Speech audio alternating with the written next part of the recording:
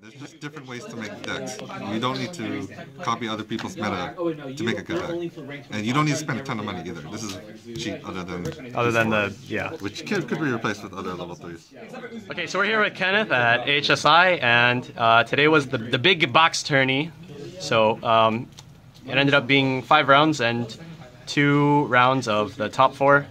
So Kenneth went first place today with his Fate deck, and today he's going to show us his deck and how he plays it. So first off, you went 6-1 overall. So what decks did you win against, and what deck did you lose against? Okay, so first round was Disgaea English. Basically he top decked me a few times, but I managed to succeed against him. And then round 2 was Cinderella Girls JP. Rip, that was me. Try it, Primus. Rip, put the camera here. Put the camera here. Yeah, he beat me. I can say that he hit me to level 3 in 1 turn. So. Yeah, this deck is capable. Yeah, you just lost because you're bad. Okay, yeah, you're not bad. Thank you. Okay. This deck does a lot of damage. I mean. Yeah, the idea of this deck is just like efficiency and damage. Yeah.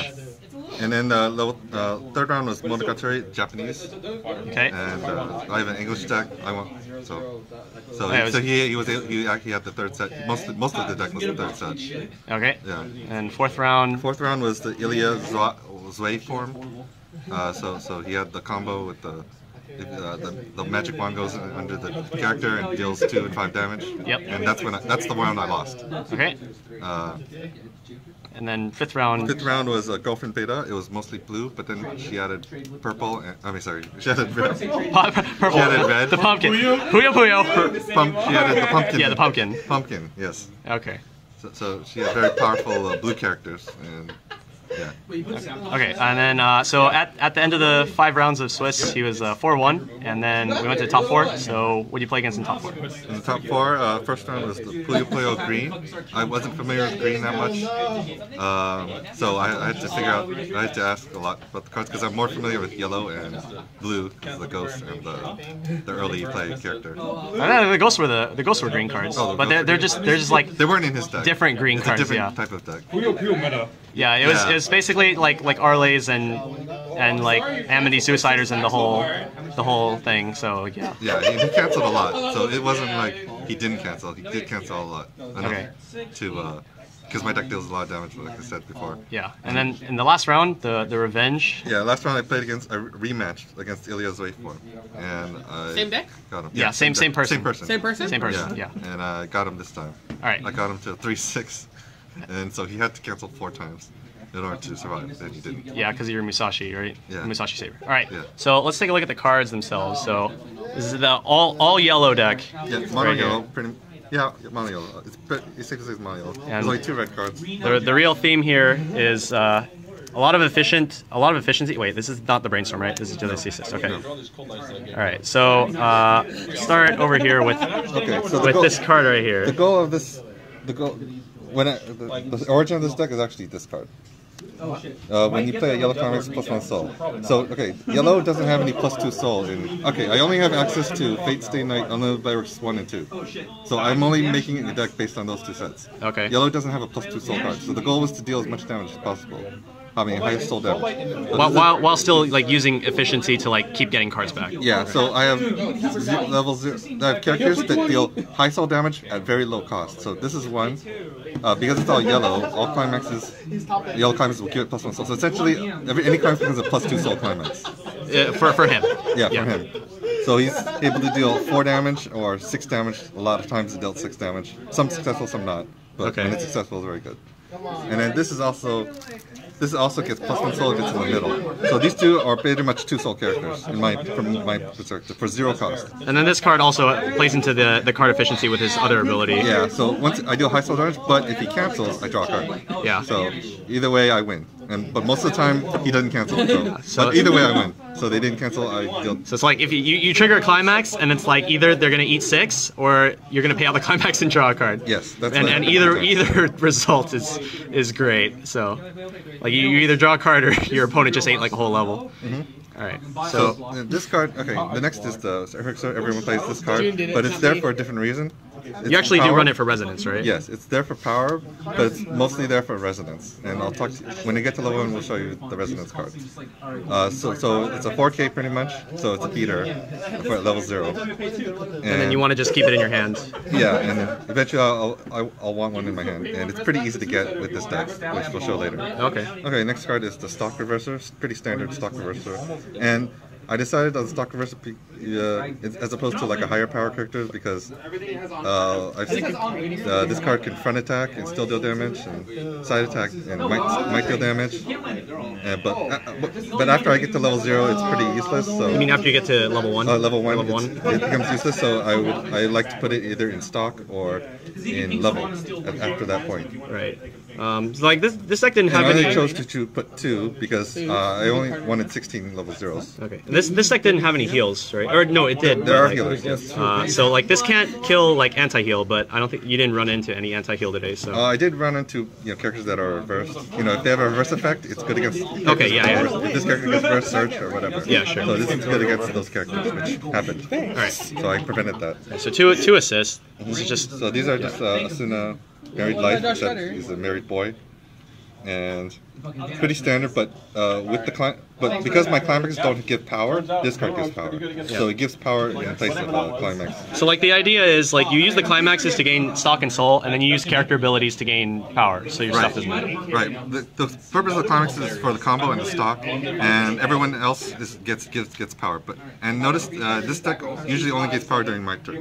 During opponent's turn, usually doesn't do anything. Okay. It's pretty helpless, except this card. Now this card is a PR card that they give out at the tournament, monthly tournament, and it's good because it's a weapon character. The trait is weapon and servant, and I needed the servant and I need the weapon and servant trait. And plus, it's only 2 soul, and if you look at it carefully, you mean 2 stock? 2 stock. It's 2 stock, and if you look at it carefully, it doesn't care about the trait, so it can actually get any trait. So it's one of the few cards that salvage any trait. So that's why it's good. It's even good in standard. All right. So I'm not sure where the weapon trait comes in yet, but I'm sure I'll find out. So. Okay. So that's level 0. And so 16 level 0s, you said, right? Yeah. Okay. So at level 0, it deals a lot of damage. So once I get these 2 guys or a field of these 3, I'm dealing. And play a climax, I'm dealing like 4, 3, or 4, or 4, 4, 4 if there's no one. So basically, the early game goal is actually just to take advantage of like your opponent's deck while it's like uncompressed. Yeah. So it's basically at level 0, it's running. It's dealing as much damage and gaining as much stock as possible. Okay. Because it's basically a very dynamic deck. Like it cycles through everything, but in a attacking and stock paying way. It doesn't do brainstorm, and it doesn't do like anything strategic. It just attacks like crazy. It deals as much soul damage as possible and searches. So let's go to the level 1 and figure out why we need. Because right now we don't know why we need all the stock. The draws are bad. Other than this. So once we get to level 1, that's when it matters. Okay, so first is this one, trial deck. Now, I need for this deck, it actually centers around this character. This is a special trial deck character. If it attacks, return a character to your hand with this climax, stock soul climax. Okay. Now I needed a level 1 character that has the on-play ability. If you play from hand, then it does something. And this is my answer. This is a character you can only find in the trial deck. When it comes on stage, give another character 1,000. So the goal is to play it from hand, give a character 1,000, probably this one, and it'll be 7k at 0 cost. Yeah. And then if I have climax, I can use this, give it another 1,000, and then bounce this card to my hand. And then you reuse it again on the following turn. And then next turn, use it again or discard it, something. It's very dynamic. So basically, this card gives hand advantage. And it prevents your character from dying. It gives card to hand, and the character that returned didn't die. It goes to hand. Okay. But this is like the main key card. Now, no one uses this card, but I like it because it's guaranteed. So you pay 2 stock, and you search for a weapon character. Every character in the deck is weapon. Oh, so that's why you need a weapon trait on the level 0. Yeah, and that's why it takes 2 stocks. So that's why I need a ton of stock from the stock souls and from the attackers. So at level 1, if I don't have this card, I would use this to search for this card. Or if I have this card, I'll use it to search for this card. So eventually, at level 1, I'm guaranteed characters to play and deal damage, and presumably they're pretty big level 1 characters. Okay. So what's the plan if you don't have this card? If I don't have this card, then I probably have another card. Probably 0s or something else. Just like zero in the back row? Yeah, but there's a like this card can also get it. If it goes to the waiting room, I can pick up this card from the waiting room. Okay, so the goal of like early game is just secure this card and then use it to get other cards. Luckily, in all the games, I was able to get this card, and this is the major card, and resonance with this. So it just happens to have power like this. So if I show you this during the climax, beginning climax, 1500 any character. So this would potentially be like 9-5. If I play this, and then this climax. So it can be very big at level 1, certain characters. Okay. Not only are they big, this card can recycle them. This card can recycle this, or this card can return this, and I can resonate next turn. Okay. A few times, I used this to search for another one of this, because I had so much stock, because I had stock sold triggers. So I just get a ton of stock. So basically I pay 4 stock, I get 3 cards. So it doesn't sound efficient, but if I have a climax in the stock, or if I need a character, and I don't have enough characters to play at level 1, for example, then I will keep searching until I get the cards I need. Right. So I imagine the stuff's dying pretty often because or like whatever is left on the field. They're only supposed to last my turn, and who cares what happens in the next turn? I'll just take whatever damage because there's no backup in the deck. It's completely offensive. There's really nothing to defend except this is a good filter. It takes a card out of the deck, so therefore you have higher compression. Okay. And also stock soul also good for compression. Because you're putting stuff from your waiting room back into your deck. So I was able to cancel very well because of this combination. So pay 2 stock, search, take a card out of the deck, put a card from your waiting room to the deck. So there's 2 of these. So, I mean, there's 8 climaxes that do the same thing. They're all stock souls. Yeah, all stock souls. And so would you say like if you had this on the field, you like use it like every single turn? If I have stock and I don't have cards in my hand to play, then I'll use it. But if I have cards in play in my hand, then I'll just play it from hand. But usually I would probably search for this or search for this at level 1. Okay. At level 2, I'll search for the level 2, which will be next. So at level 1, and notice there's a lot of level 1s. So there's that's 11. 11. That's a lot. And usually this is in the back row, these 2, or sometimes I have 2 of these. And if I have 2 of these, I can double resonance. So basically plus 3,000. Or you can split it. Or split it. 1-5 for 2 characters. So it becomes even better than an assist. Okay. And since I only care about power during my turn, then it doesn't matter what happens during opponent's turn. All right. And they're 3/5, so they're pretty big. They're hard to kill in the back row. Hard to kill. No wing slayer. Oh, like you can't like wing slayer. Yeah. So it can attack. It's 0 cost. So that's another benefit. But I think it happened one time when I attacked with it, just to get the stop. Okay. So it's okay. So for this deck, even if I don't have the right characters, I still need to attack to get stock, because for one, it has to deal damage and it has to gain stock. It has to gain resources and deal as much damage as possible. So I'll try to deal 3 attacks a turn if possible. It's very rare that I'll have 2 attacks if I needed to keep like this in my hand to do resonance to kill a character. Okay. It's very rare that I wouldn't do that. All right, level 2's next. Okay, level 2 is probably now we get to the fun part. It's probably the most surprising. This is the fun part right here. All right. This is the big part. This is the best right here. Okay. This one right here. This is the key card. That's like insanely good. This card's actually gross. So it's 7/5, it's 2/1. Doesn't look good, but has 2 abilities. One, with the climax combo, if you reverse a character, mill 2 cards, and for every of the trigger, you deal 1 damage. But it's only 1 at a time. So let's say I have these. Oh yeah, you deal it 1/1/1, right? Yeah. Let's say this is on top of my deck. I attack, reverse opponent's. I play this climax. I reverse my opponent's character. Then I mill these 2. So what happens? You burn them 4 times? Yes. So they take 1 damage 4 times, and it happened 1 time before. But other times I triggered. Even if you trigger 1, if you mill 1 card, it's still good because it's 1 damage 4 times. And if they cancel damage, they only cancel 1 damage. So if they cancel 1 out of 4, they take 3. They're guaranteed they take the rest. Now a lot of times I milled 0, so the deck is. The thing is though, is that if you mill 0, that means that your climaxes are still in your deck and you can cancel. Right. That happened too. Where I just milled, got nothing, but that means my climax was in the deck, and I was able to cancel and survive the next turn. Second ability is discard a weapon character. Every character is a weapon character. Give 4,000. So basically, it'll kill any opponent's character. Usually, though, when you're hitting level 2, like there's stuff. For most decks, it's like not that big. He got over the 14/5 Triad Primus TP card. Yeah. Did you have a counter in your hand? Yeah, even with the counter. Okay. Because I discarded 2 cards. Yeah, he went over. So 2 cards, it gives 15/5. He was at 17. Wait, but you did have a counter. Yeah, he was at 17/5 in the end. So he resonanced. Oh my. Oh yeah. Oh god. So in order to make it big, I have support cards. cards too. This. Yeah. Oh yeah, So that's all right. these cards make it bigger. So to make it, in addition, because if I can't make it big enough to reverse character, I'll still discard a card, or just point it at a smaller character. Okay. Either way, it's very easy to reverse opponent's characters with this card.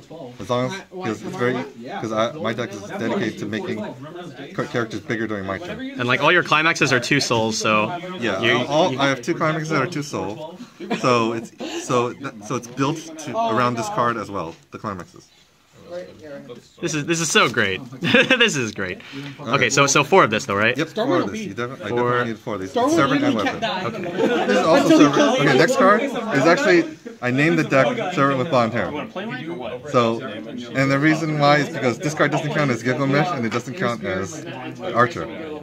But we know it's Archer and we know it's a Gilgamesh. Yeah. So the reason why it's this card because it follows the deck building concept of very low cost, high soul. So for 1 soul, and you put in for 1 cost, you get 2 soul. Same thing as this, and kind of like this. So basically, I have a bunch of very cheap characters that have plus soul, that have more than 1, that can deal 2 soul damage. Okay. So at very low stock cost, I deal very high damage. So.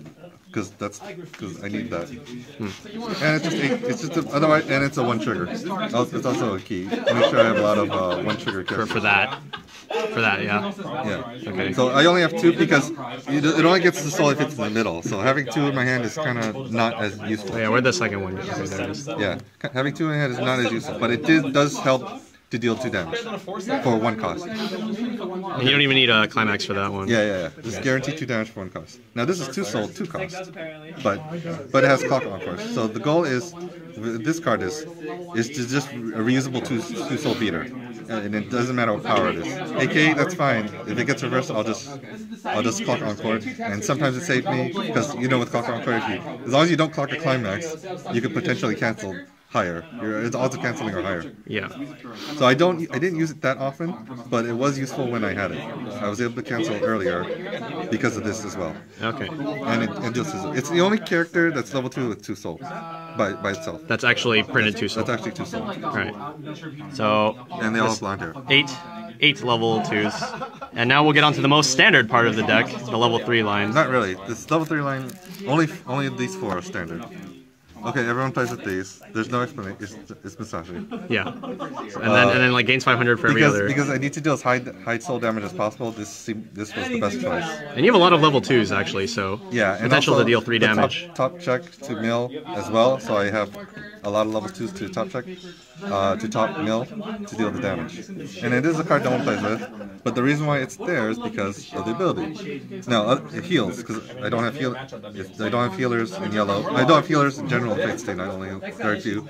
And so this is good as a healer, but the other ability, if you discard a weapon character, which is every card in my deck, plus 1 soul, plus 21. So it's a big beater, and it can potentially do higher soul damage for 3 soul, and side attack as well.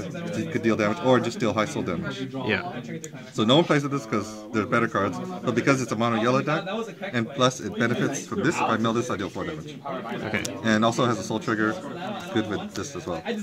So I actually originally yesterday I had 2, but today I had 3 because I did a tweak. Before yesterday I had 4 of these and 2 of these, but now I have 3 of each. So I made 1 change from one day before because I did do a lot of practice with this deck. Because the goal was to deal as high soul damage as possible with the minimal cost, and I took out 1 0 soul trigger with a 1 soul trigger because it does matter with this card of the soul triggers. And that card was like easy enough to get, you think? Yeah. At 3 copies. And potentially this is the only money card. Everything else the deck is so cheap. So it's a very cheap deck other than this. Okay, you can say this is expensive, but less expensive than other people's decks. That's probably the best way to put it. Yeah. So, because every other card, including the key cards here, are very, very cheap, very low cost to buy, and even a trial deck card. So it's mostly a budget deck, but it's a deck that no one would expect if they saw this. Yeah. I'm sure a lot of people here didn't expect it. No, even I didn't expect to win. I expected to at least do better than before because I did a lot of practice with this deck against other people and at home, and I tweaked it a little bit. And I also had to change some strategy because this deck can side attack as well, and that's something I need to do because of the high soul damage, it could side attack very easily and keep my characters on the field as well as deal damage, or deal perfect damage with the high soul capacity. Right. So those are the strategies I would use to win, and that's what happened. Okay, so out of the matchups that you had today, do you have any that you think were harder than the other ones? I believe I think the Puyo Puyo was very difficult because I wasn't familiar with the most of the green cards, and also also this guy I won because he had a great performance character. There's bodyguard. Yeah, the bodyguard character, and I didn't know it was bodyguard, and then I attacked and it was too late because I triggered and everything. So, and then he actually told me afterwards, but because I was supposed to know that it was a bodyguard character. Because then I had these. I had these, but then they weren't big enough to be two bodyguard. But if I discarded 2 cards, I would kill the bodyguard. Oh, okay. But I didn't know, and it was too late. June was the judge, so obviously he would not side with me. Poor June. Yeah, well... June getting shots fired at, but like, yeah. Well, no, he's strict, and I understand. Yeah. But that's how he is. June's pretty strict about this stuff. Yeah, he's very, very strict. So, obviously, if you're playing in a tournament with high stakes, you have to follow the rules. And so against this guy deck, he had a great performance character, and I couldn't beat the great performance character, so I had to front attack it all the time. Okay. But luckily, okay, even though I wasn't able to deal any damage, because I had the combo too, but I survived the next turn because I canceled, and then I was able to beat him the turn afterwards. All right. This guy, because this guy had a huge, because that great performance was pretty big, and so I just had to survive, and yeah, because there's no defense in this deck. My best chance is to compress very highly and cancel, and it does do that. It does cancel a lot, and that's why I like this deck. That's why this is a huge advantage. So it deals high damage and potential high cancel. Okay. So it can survive both offense and defense. Did you ever find yourself running out of cards? To tell you the truth, no. It never did because there's so many ways to get cards back. This card, this is the key card. Yeah. This is the. And then the climax combo bounces stuff back to your hand. Return cards to hand. Right. And then I imagine with your level 2 cards, those aren't very easy to kill. These 3 cards let me reuse other cards. Okay. And because I get so much stock, I sometimes 3-stock Encore. It's very easy to gain stock and 3-stock Encore. Like if I'm at level 0 and I have no level 0s in my hand or 1 level 0, I will 3-stock. I would especially 3-stock this guy to deal 2 more damage at level 0. Or potentially 3 more damage at level 0. Okay. So when I recycle this, I just keep hitting very high. And the opponent just has to either take it or hope they cancel. But most of the times they don't cancel. Or they would cancel 1, but then they still get another high damage hit. Like one time was 6 damage, and then 6 and 4. So like really, when you think about it, it's like if you had another deck and it like attacked for 3 2 times. Like this at level deck, 0. This deck, the key is at level 0, it can do that. I mean, like, if you get like 1 attack for like 6 to hit, right? Then that's like if any other deck had like 2 attacks for 3 that hit, kind of. So, but like, so like if at least like 1 hits, then the other 2, if they hit, then that's even better for you. But if they don't, then like you already dealt just as much damage as like another deck would have dealt. Right, and another thing I noticed that the level 0 game is kind of pretty much the same as level 1 and 2 game. They're pretty much the same because they can deal. It's basically dealing high damage and getting cards back in hand to deal more damage. Okay. Because it's very consistent. Like from when I'm playing it, it's very consistent in getting cards back and dealing more damage. 2 2 2 or 3 3 2 1. Yeah. Because and also this is also when I play when I mulligan I never mulligan climax because of stock. I need the stock. Okay. So I was also lucky to be able to have level 0s. I have 16. So I was able to still play level 0s and still get more stock and still deal more damage. Because climax is very useful both ways. Yeah, I guess except when I trigger them. But actually, when I trigger them, it's 2 soul damage. So it's potentially high damage. And you have ways to easily pay them out. Yeah. So actually, there's no downside to either triggering him or having them in hand for this type of deck. I'm only specifying this type of deck. It's useful. Okay. Yeah, I'm sure other decks would not find it as convenient, but due to the high stock recycling, it can cycle through the deck very quickly and compress very quickly. All right. Seems pretty good. Do you have any closing thoughts for today? Well, okay. Another thing I like to point out is you don't have to play what everyone else plays to win. In addition to being lucky, you just need to find the right strategy, I think. And also you want to surprise your opponent, because if your opponent they're familiar with Fates Tonight, but not familiar with most of these cards. They don't know. Especially not that one. Right. Like most players just know this. Yeah, they know this is everyone plays this if they have yellow, but then no one plays with this really. Yeah. So if you can play a card that no one else plays, you have an advantage over them, and that's another thing this card takes advantage. And no one plays with this card either. I mean, because okay, first of all, Gilgamesh is not a popular character.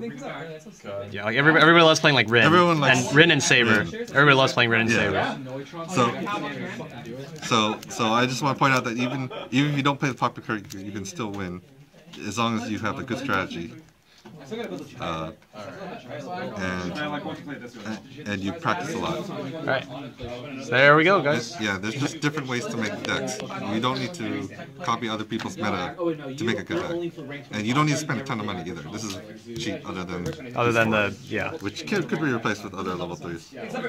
Alright, and that's it, guys. Until next time, this has been Peshcats, and later. But the problem is you don't run too high with that.